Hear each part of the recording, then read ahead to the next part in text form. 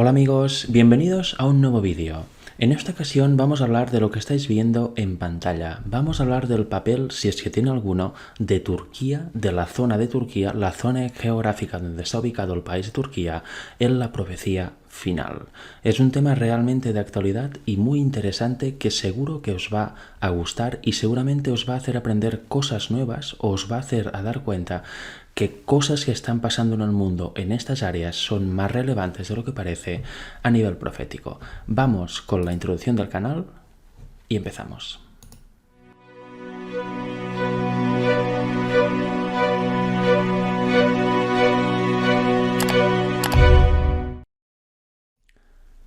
Bien, como hemos dicho, hoy vamos a tratar un tema realmente importante. Vamos a hablar de Turquía en la profecía final.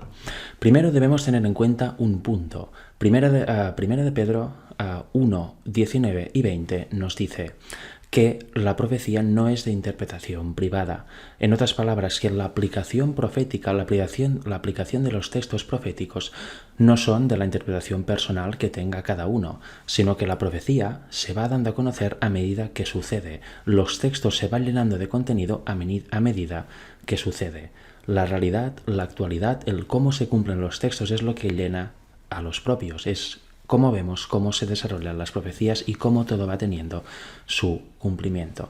Es la realidad. Eso es muy importante porque a veces caemos en interpretaciones proféticas o nos radicalizamos en una opinión propia y privada que muchas veces no tiene que ver nada con la realidad ni tiene que ver con lo que está explicando el propio texto. Os pondré un ejemplo. Hace muchos años, décadas y décadas, que se habla que vendrá una ley dominical y que esta va a ser impuesta por el papado, por lo que se denomina Babilonia, junto con todos los presidentes y gobiernos de este mundo que darán adoración a esta bestia que es el papado.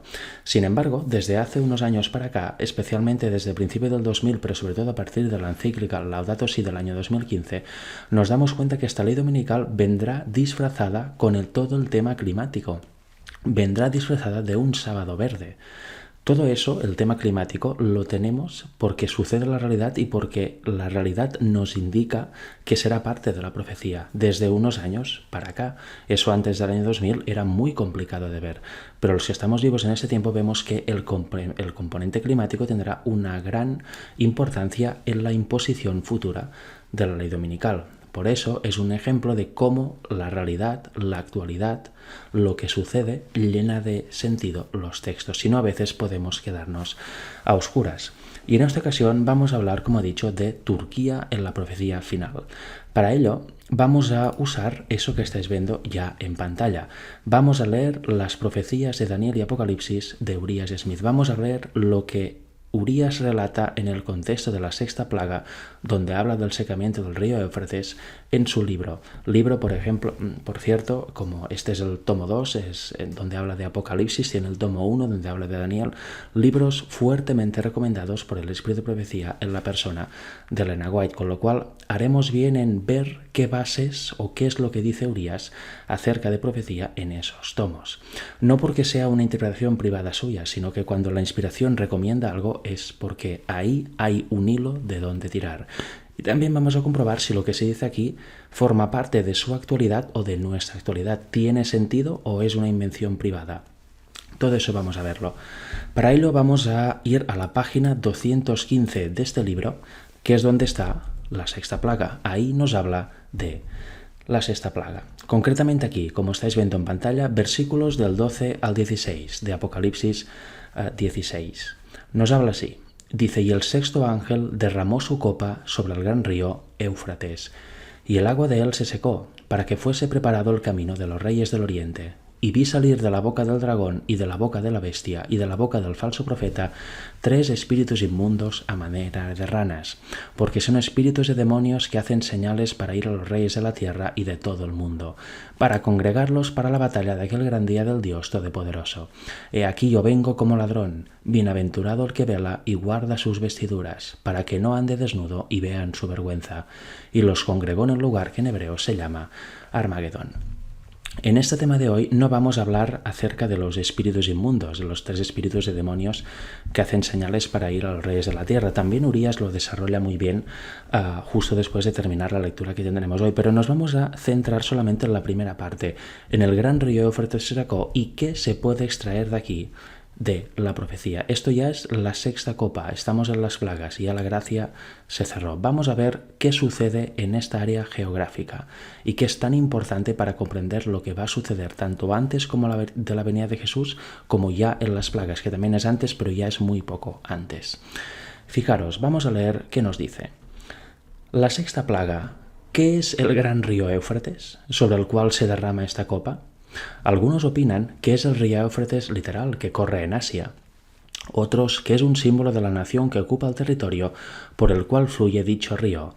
Esta última opinión es preferible por muchas razones, con lo cual vemos que en su tiempo y también en el nuestro siempre hay más de una opinión. Aún hay gente que cree que el río Éufrates de esta plaga se refiere al río Éufrates literal, que se va a secar de verdad y va a pasar algo. Pero realmente en Apocalipsis 17, que es justo después de este capítulo, nos dice que, por ejemplo, Babilonia, la gran ramena, se sienta sobre muchas aguas. Y el propio capítulo 17 nos dice que las aguas simbolizan pueblos, muchedumbres, gentes en la profecía. Con lo cual, el secarse el río Éufrates vemos que quizá hace referencia a las gentes, a la nación que ocupa el territorio por donde pasa el río Éufrates, ¿verdad? Tendría más sentido. Y Urias también dice que es preferible por muchas razones esta interpretación. Y ahora vamos a ver los argumentos. Dice, sería difícil comprender qué se habría de ganar con el secamiento del río literal, puesto que no ofrece obstáculos serios al progreso de un ejército en marcha. Y eso es verdad, en el pasado ya se pasó sin problemas este río, imaginaros ahora con la tecnología que hay, un río no impide nada, no impide que un ejército pueda pasar. Es de notarse, sigue diciendo, que el secamiento se produce para preparar el camino de los reyes del Oriente, es decir, organizaciones militares regulares y no una muchedumbre mixta y sin equipo, de hombres, mujeres, niños, como eran los hijos de Israel frente al Mar Rojo o al río Jordán. Eso no tiene nada que ver con el escapamiento de Israel de Faraón, que eran gente común sin ningún tipo de preparación y sin ningún tipo de medio. Aquí está hablando de ejércitos. Dice, Éufrates tiene solamente unos 2.200 kilómetros de longitud, o sea, la tercera parte de los que tiene el Mississippi. Sin dificultad alguna, Ciro desvió todo el río de su cauce cuando sitiaba Babilonia. Durante las numerosas guerras que se han reñido a lo largo de sus riberas, muchos ejércitos poderosos han cruzado y vuelto a cruzar su cauce sin que jamás fuese necesario secarlo para dejarlos pasar. Y tenemos el ejemplo claro, como nos dice aquí Urias. Ciro, y eso está en Daniel también, derrumbó el imperio babilónico y pasaron por el río tranquilamente desviando su cauce en aquella época. Imaginaros ahora. Ahí, por cierto, vimos ya un cumplimiento del secamiento del Éufrates, ¿verdad? No tuvo que secar el río, el agua no tuvo que sacarse para pasar Ciro, sino que conquistó Babilonia. La nación que habitaba en aquella tierra en aquel momento le fue quitada su poder y fue instaurado el imperio medo-persa, con lo cual en la 6ª plaga vemos que algo ha de pasar en esta zona a nivel geográfico, no a nivel de río literal. Fijaros, sigue diciendo, sería tan necesario secar el río Tigris como el Éufrates, y eso es verdad, porque si miráis un mapa de dónde está esta zona que ahora ocupa Turquía e Irak, también hay el río Tigris. O sea, se seca el Éufrates, pero el Tigris no hace falta que se seque. Si fuera literal, por supuesto que no tiene ningún sentido. Ya vemos que Éufrates, el secamiento de este río, se refiere a otra cosa y no al río literal. Porque sigue diciendo, porque el primero es casi tan grande como el último. O sea, no tendría sentido que uno se secara literalmente y otro no, porque sería el mismo problema si fuera así, ¿verdad? Sus fuentes se hallan a unos 25 kilómetros solamente una de otra en las montañas de Armenia, y el primero sigue un curso casi paralelo y a corta distancia del último, en todo su recorrido. Sin embargo, la Biblia no dice nada del Tigris, y eso es algo que no podemos obviar. Habla del secamiento del Éufrates y no del Tigris. Eso, como muy bien se dice aquí, ya nos debería hacer ver que quizá no se trata de un secamiento de las aguas literal. El secamiento literal de los ríos se produce bajo la 4ª plaga, cuando se da al sol poder de quemar a los hombres con fuego. Durante esta plaga se producen indudablemente las escenas de sequía y hambre tan gráficamente descritas por Joel, y como resultado de ellas se declara expresamente que los ríos de las aguas se secaron, dice Joel 1, versículos del 14 al 20. Vemos que las plagas las convierten en sangre, también al mar, o sea, no se puede beber ni utilizar esta agua para nada, ni siquiera para bañarse, y aparte el sol quema con fuego a los hombres, con lo cual también se produce una sequía que vemos que también nos habla Joel. Tenemos que tener en cuenta, y lo veremos más adelante también, que las plagas no son universales, se dan en ciertas zonas cada una, no se dan todas en la misma zona o todas en todo el mundo. Por tanto, aquí vemos otro argumento, hay sequía en este momento. Y fue antes del secamiento del río Éufrates, con lo cual no tendría sentido hablar de un secamiento posterior. Difícilmente podría ser el Éufrates exceptuado de este castigo, y no le quedaría ya mucha agua para secarlo literalmente bajo la sexta copa. Estas plagas, de acuerdo con la misma naturaleza del caso, deben ser manifestaciones de ira y juicios contra los hombres. Pero si el secamiento del Éufrates literal es todo lo que se presenta aquí, esta plaga no es de esta índole y no resulta ser muy grave. Con todas estas objeciones contra la posibilidad de considerar aquí el Éufrates como río literal, debe entenderse figurativamente ese nombre como símbolo de la potencia que al comenzar este secamiento posee al territorio regado por aquel río. Por tanto, debemos fijar los ojos en la potencia en el país que habita ese territorio cuando eso suceda. Y ya tenemos una pista ahora que estamos en tiempos antes de que suceda, ¿verdad? Todos concuerdan, dicen que esta potencia fue Turquía. O será Turquía, porque ahí es donde habita Turquía. Si miráis un mapa del mundo veréis que esta zona es habitada por Turquía. Y un poco más abajo Irak, pero la zona grande es Turquía. De ahí que podemos buscar el cumplimiento de las especificaciones de esta profecía en algo que afecte definidamente a la nación turca. El río es usado aquí así como símbolo en otros lugares de las Escrituras. Véase, por ejemplo, Isaías 8:7 y Apocalipsis 9:14. Con referencia a este último texto, todos deben conceder que el Éufrates simboliza la potencia turca, y como es la primera y única otra vez que ésta se presenta en el Apocalipsis, es muy propio considerar que conserva el mismo significado en todo el libro. El secamiento del río sería, pues, la disminución del poder turco, la reducción gradual de sus fronteras, y esto es lo que ha sucedido realmente. Porque tenemos que tener en cuenta que Uriah Smith estaba hablando en su tiempo, 1800 y pico. Esto concretamente creo que este libro se escribió en 1897. El Imperio Otomano estaba en su apogeo, pero ya estaba empezando a perder predominio, territorios, con lo cual por eso tiene la mirada puesta ahí.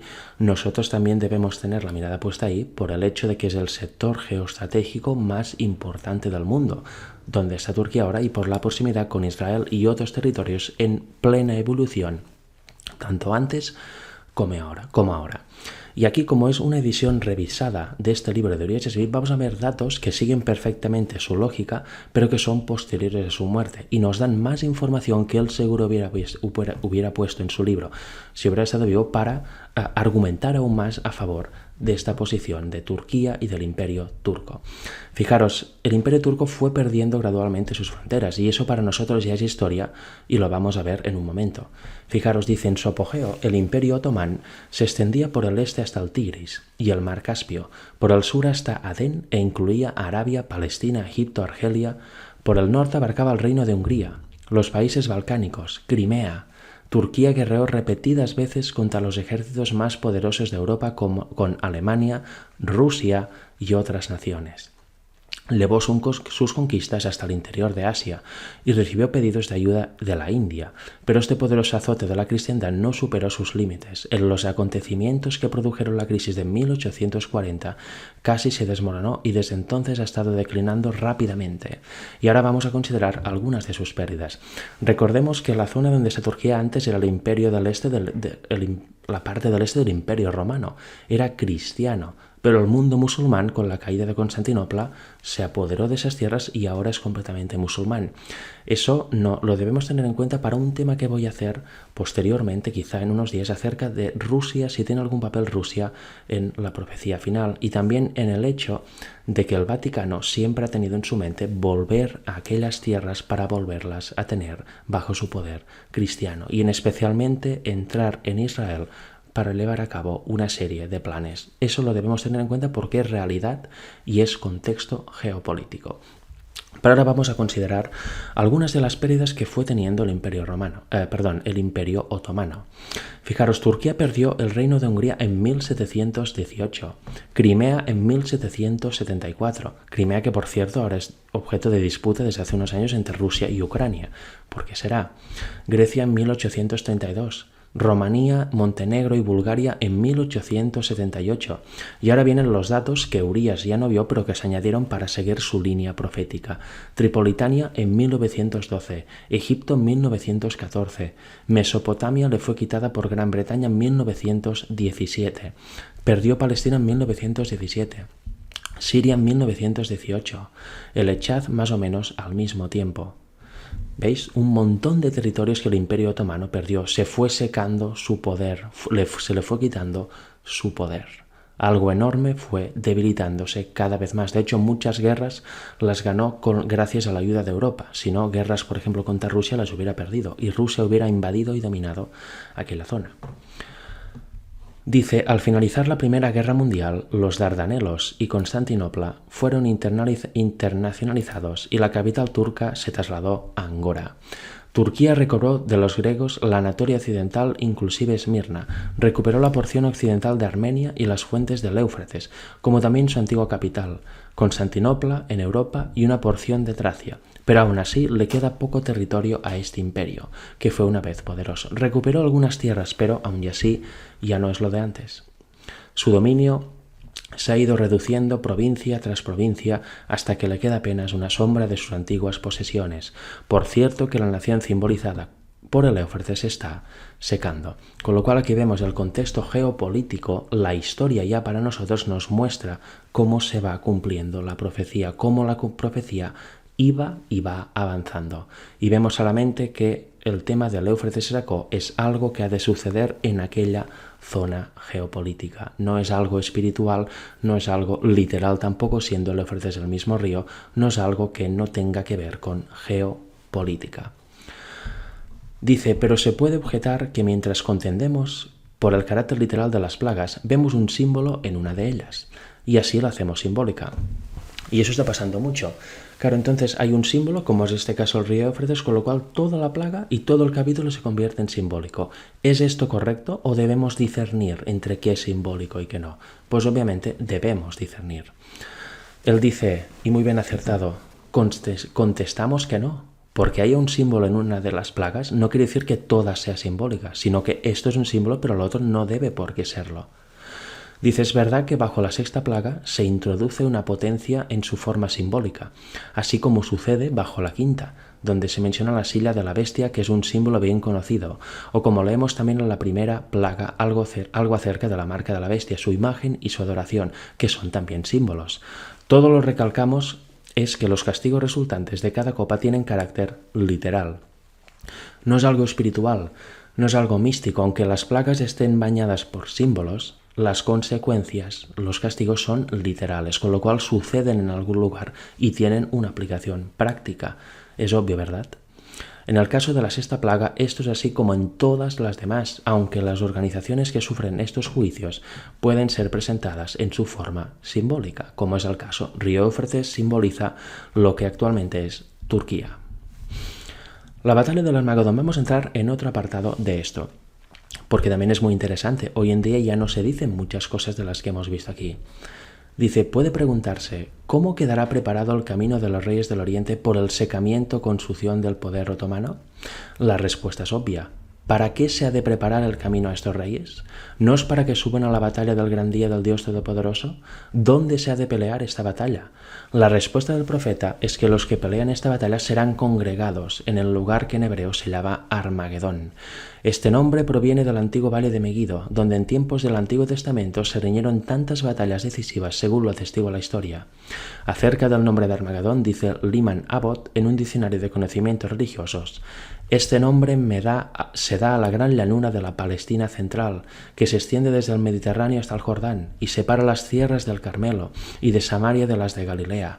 Es la antigua llanura de Megido, el Armagedón de Apocalipsis 16:16. Acerca de la importancia de este campo de batalla, Jorge Cormac dice también: Megido era la clave militar de Siria, dominaba a un tiempo el camino hacia el norte, hacia Fenicia y Celisiria, y el camino que cruzaba Galilea hacia Damasco y el valle del Éufrates, el valle de Kishón y la región de Megiddo eran campos de batalla inevitables. A través de toda la historia conservaron este carácter. Allí se decidieron muchas de las grandes contiendas del sudoeste de Asia. Y eso es importante ver este aspecto geopolítico también de la batalla de Armagedón, porque ahora se dice, no, la batalla es el pueblo de Dios y Dios viniendo, etc.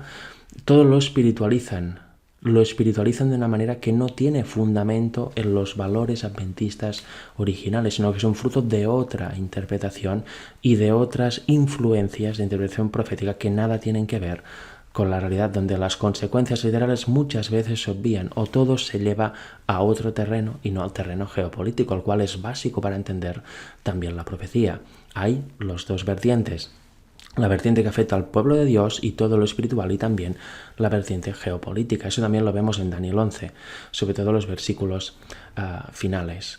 Con lo cual aquí vemos son ejércitos que van a aquella zona para guerrear.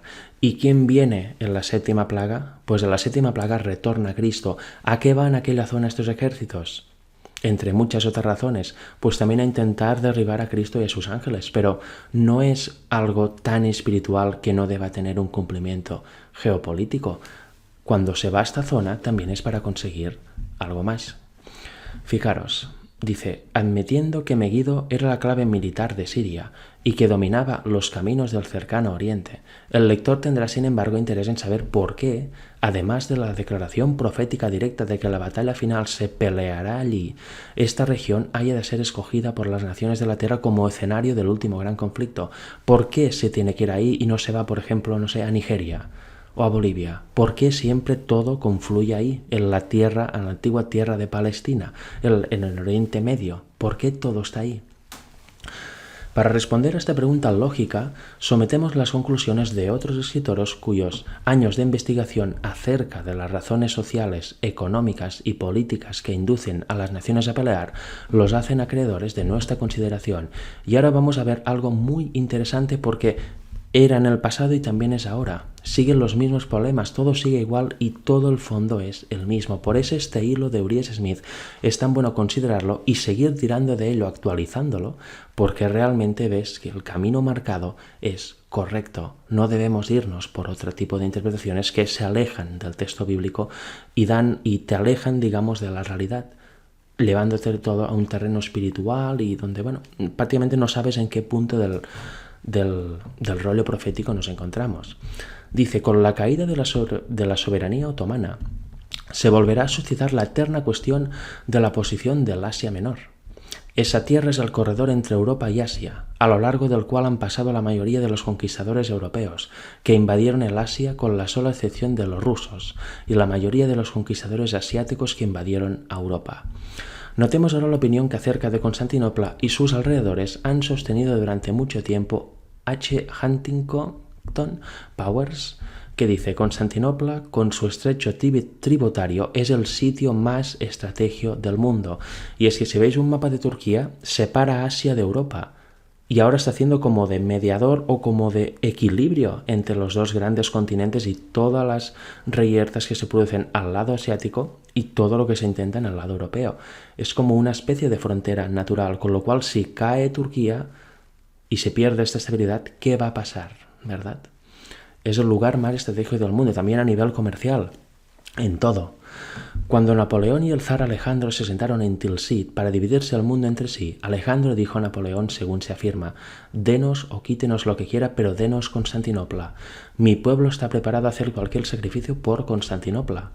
Napoleón estuvo inclinado largo rato sobre el mapa y luego enderezándose con resolución repentina, contestó, Constantinopla nunca significa el dominio del mundo. Por lo que he dicho antes, por la situación geopolítica y geoestratégica. Quien domina aquello, domina los dos continentes y sobre todo lo que pasa a través de su territorio, que es lo más importante. Tanto los mercaderes como los estrategos consideran a Constantinopla como la más valiosa de las posesiones territoriales. Y luego vamos a leer otro comentario. Leamos además acerca de cómo el interés del mundo se ha transferido de Constantinopla a la Turquía asiática. Dice, el problema de Constantinopla ha dejado perplejo y angustiado al mundo durante muchos siglos. Las naciones han tenido numerosas guerras y han sacrificado innumerables vidas para poseer o controlar esa gloriosa ciudad y los admirables estrechos que separan a Europa de Asia y que conectan el Mar Negro con el Mediterráneo, el Oriente con el Occidente, el mundo eslavo con el latino germánico. Hasta aquí se creyó generalmente que una tentativa de decidir la cuestión de Constantinopla llevaría inevitablemente a una guerra mundial entre los estados que pretendieran hacerlo, pues su acuerdo era imposible. De ahí que los diplomáticos miraran con temor la cuestión de Constantinopla y la consideraran insoluble. Sin embargo, aunque podemos regocijarnos de que el siempre amenazante problema de Constantinopla ha sido por fin eliminado, parece posible que otro problema mucho mayor y peligroso se suscite casi inmediatamente en su lugar. La cuestión de la Turquía asiática está pasando al primer plano.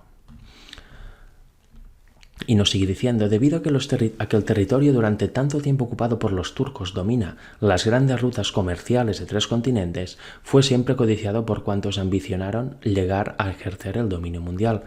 Como hemos dicho antes, es el lugar primordial del mundo. El descubrimiento de grandes yacimientos de petróleo en el cercano Oriente ha aumentado enormemente el deseo de las naciones por poseer el Asia Menor y la región regada por el Éufrates. Y aquí tenemos otro elemento que también está al orden del día, el petróleo. El petróleo es objeto de deseo por todas las grandes potencias y sobre todo el dominio de él, porque es un recurso finito.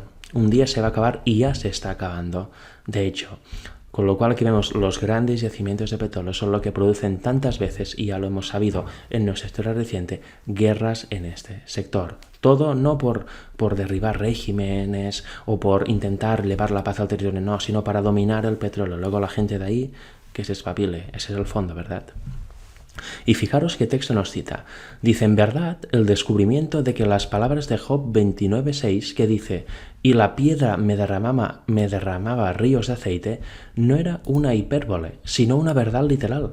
Ha inducido a toda nación de primera categoría a reconocer que esos yacimientos de petróleo, por su parte bien comparables a los del hemisferio occidental, constituirían una posición inestimable en las manos de los que quieran dominar el mundo comercial y militar.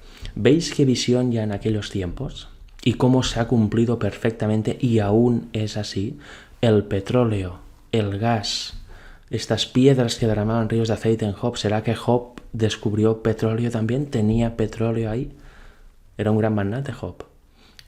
Eso no lo sabemos del cierto, pero lo que sí sabemos es que la guerra por este recurso se da. Y es una guerra a muerte, como tantas veces hemos visto. Con lo cual, otro punto más para que fijemos la vista en este punto geográfico y geoestratégico que ahora domina Turquía.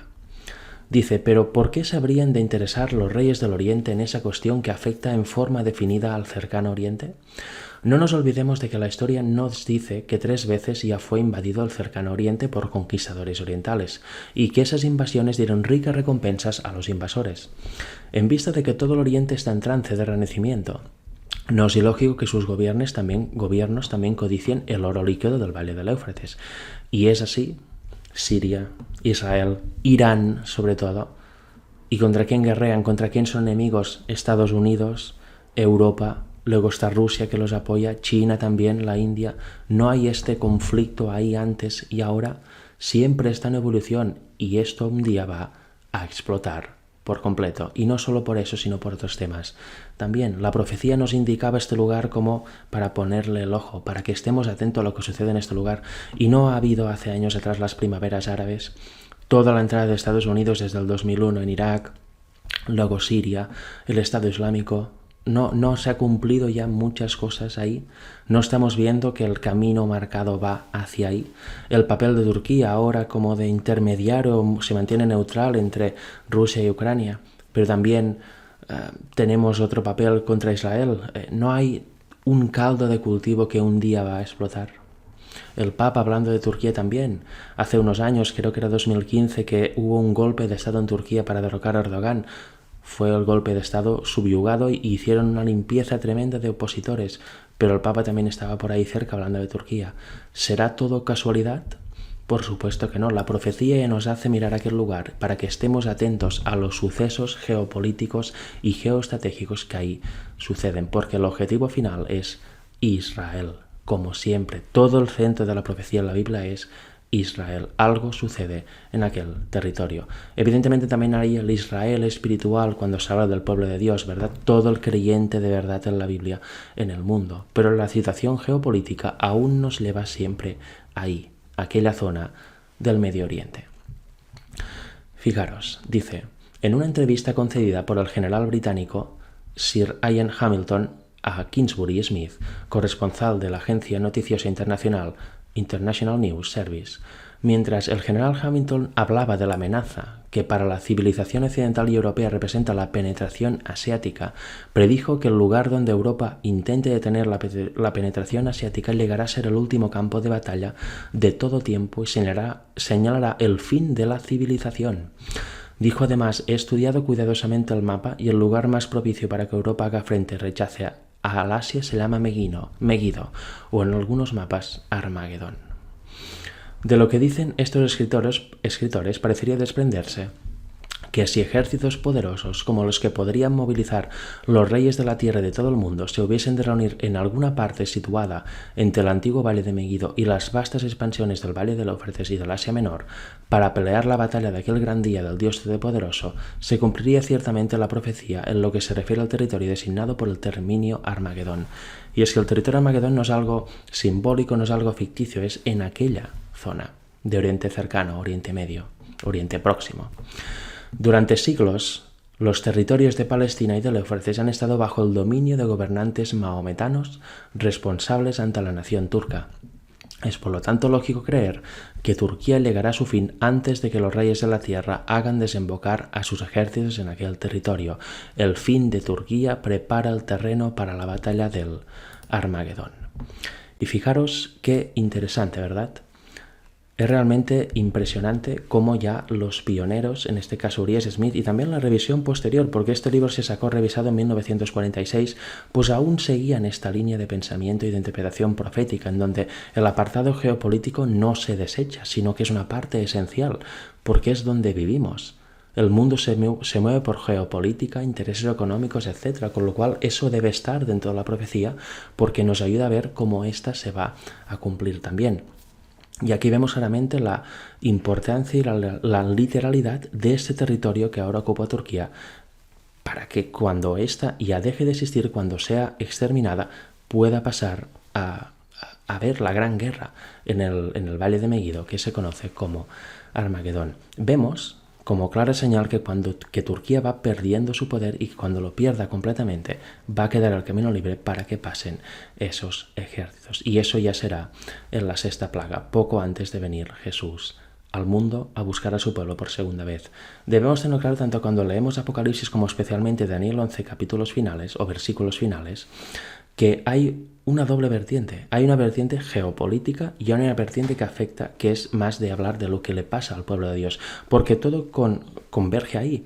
Mientras el mundo esté en guerra, en una convulsión total, el pueblo de Dios estará siendo perseguido a muerte, concretamente en esos tiempos de la sexta plaga, y antes será perseguido para ser encarcelado, martirizado, etc. Con lo cual debemos tener en cuenta siempre estas dos vertientes, la vertiente geopolítica y la vertiente espiritual. Si nos centramos solo en una y empezamos a lucubrar de que esto es aquello y esto tal, no vamos bien.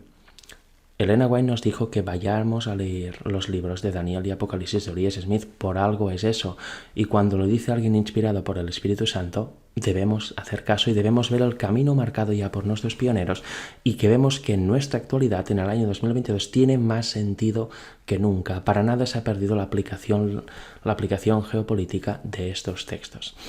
Y espero que os haya sido de ayuda, que os haya sido de bendición, porque hoy en día ya nadie habla de eso y muy poca gente conoce esos libros y mucho menos los tiene. Yo esto lo he podido encontrar por internet y un hermano me hará fotocopias, me escaneará y me pasará en PDF el tomo 1 del libro de Daniel de Urias Smith. Os voy a dejar en la descripción del vídeo o directamente en un comentario fijado el link para que podáis también ir a descargar este PDF en el cual se relata, se explica versículo por versículo todo el libro de Apocalipsis, para que de esta forma podáis leerlo, estudiarlo y seguramente tener una visión muy diferente a lo que ahora muchos teólogos adventistas y predicadores dan, porque nadie habla ya de eso. La profecía se cambió, la interpretación se cambió y ahora eso se ve incluso como casi apóstata, ¿no? Casi como si fuéramos evangélicos, Pues no, señor, debemos tener en cuenta esta parte de la profecía, esta vertiente geopolítica. En un tiempo, espero que en pocos días, haré un vídeo también en donde pondremos en su contexto a Rusia en la profecía final, a ver si la Biblia nos habla al respecto. Porque hoy en día, desde el adventismo parece que no, que eso no existe para nada, ¿no? Rusia no tiene ningún papel. Pero ¿qué decían los pioneros? ¿Qué decía el propio texto bíblico? Veremos una vez más que lo que se decía antes en el adventismo pionero era de una manera, y ahora en los tiempos modernos todo se ha desechado, se ha cambiado para pasar a otra cosa, para pasar a explicar otra cosa en lugar de la antigua, en lugar de la genuina. Pero bueno, eso será en su momento, espero en pocos días, para que también os podáis nutrir y aprender algo que quizás no conocíais y que realmente, en mi opinión, debemos tener muy en cuenta. Hasta pronto.